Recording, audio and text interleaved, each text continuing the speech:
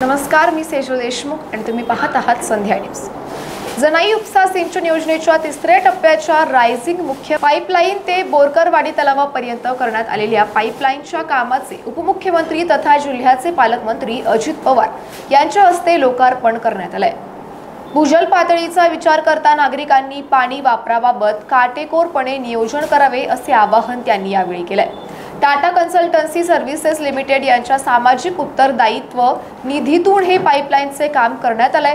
कार्यक्रमास महावितरणचे मुख्य अभियंता धर्मराज पेटकर, अपर पोलीस अधीक्षक गणेश बिरादर, उपविभागीय पोलीस अधिकारी डॉक्टर सुदर्शन राठोड, जलसंपदा विभागाचे कार्यकारी अभियंता दिगंबर डुबल, तहसीलदार गणेश शिंदे, गट विकास अधिकारी अनिल बागल, जनाई शिरसाई योजनेचे कार्यकारी अभियंता अशोक शेटे, महाराष्ट्र जीवन प्राधिकरणाचे उपअभियंता राजकुमार जाधव, पुणे जिल्हा मध्यवर्ती बँकेचे संचालक संभाजी होळकर, कुतवळवाडी बोरकरवाडीच्या सरपंच रुपाली भोसले, उपसरपंच राणी बोरकर, TCS फाउंडेशनचे सिद्धार्थ इंगळे आदी उपस्थित होते। श्री पवार म्हणाले, नागरिकांना पाणी पुरवठा करणे शासनाचे कर्तव्य असून नागरिकांना पाणी मिळण्याकरिता जनाई शिरसाई उपसा सिंचन योजनेचा 460 कोटी रुपयांचं बंद पाईपलाईनचं काम हाती घेण्यात आलंय। आज लोकार्पण झालेल्या पाईपलाईनमुळे परिसरातील नागरिकांना मोठ्या प्रमाणात लाभ होणार आहे। पुरंदर उपसा सिंचन योजनेद्वारे अत्याधुनिक साधनाचा वापर करून शेतकऱ्यांना पाणी उपलब्ध करून देण्यात येईल। शासनाच्या वतीने करण्यात येणाऱ्या पाणी पुरवठा योजनेच्या देखभाल दुरुस्ती करण्याकरिता निधीची गरज असते, त्यामुळे नागरिकांनीही नियमितपणे पाणीपट्टी भरून सहकार्य करावे असे आवाहन श्री पवार यांनी केले।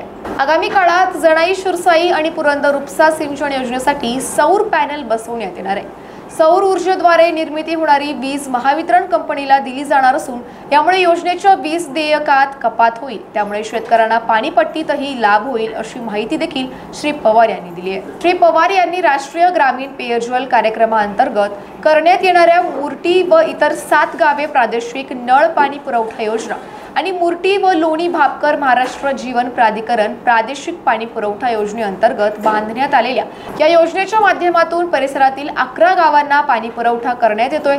नागरिकांना पूर्ण वेळ पाणी पुरवठा होण्यासाठी महावितरणने विजेच्या फीडरचे काम वेळेत पूर्ण करावे, पाईपलाईन मधून पाणी गळती होणार नाही याबाबत दक्षता घ्यावी। तालुक्यात रेल्वे, रस्ते, पाणी, आरोग्य, शैक्षणिक, क्रीडा आदी क्षेत्रात विविध विकास कामे सुरू असून ही सार्वजनिक विकास कामे करताना ती गुणवत्तापूर्ण, दर्जेदार, टिकाऊ आणि वेळेत पूर्ण होईल याकडे लक्ष द्यावे अशा सूचनाही पाहणी प्रसंगी श्री पवार यांनी अधिकाऱ्यांना दिल्या। राज्यात 20 लाख घरे मंजूर करण्यात आली असून पुणे विभागातील 30,000पैकी बारामती तालुक्यात 5,000 घरे मंजूर करण्यात आली आहे। विविध योजनांच्या माध्यमातून आर्थिक दुर्बल घटकातील कुटुंबांना पक्की व हक्काची घरे उपलब्ध करून देण्याचा प्रयत्न करण्यात येतोय। नागरिकांच्या मूलभूत गरजा भागवण्याच्या दृष्टीने सोयी सुविधा उपलब्ध करून देण्याकरिता विकास आराखडा तयार करण्यात येतो। यामध्ये रस्ते, शाळा, भाजी मंडई, स्मशानभूमी, दफनभूमी, मंदिरे, घन कचरा व्यवस्थापन केंद्र, महावितरण केंद्र, दवाखाना, कृषी उत्पन्न बाजार समिती, घरकुल योजना, मैदान, क्रीडांगण आदी पायाभूत सुविधा उभारण्याकरिता आरक्षण निश्चित करण्यात येतं। आगामी सन 2046 मधील लोकसंख्येचा विचार करून सुपा ग्रामपंचायतीचा प्रारूप विकास आराखडा तयार करण्यात आलाय। या आराखड्याच्या अनुषंगाने नागरिकांकडून प्राप्त सूचना व हरकतींच्या सुनावणी दरम्यान नागरिकांना विश्वासात घेऊन प्रारूप आराखडा अंतिम करण्यात येईल। संपादित केलेल्या जमिनीचा नागरिकांना योग्य तो मोबदलाही देण्यात येईल। या कामी नागरिकांनी सहकार्य करावे असे आवाहन श्री पवार यांनी दिले। अशाच माहितीसाठी आमच्या संध्या न्यूज चॅनलला सबस्क्राइब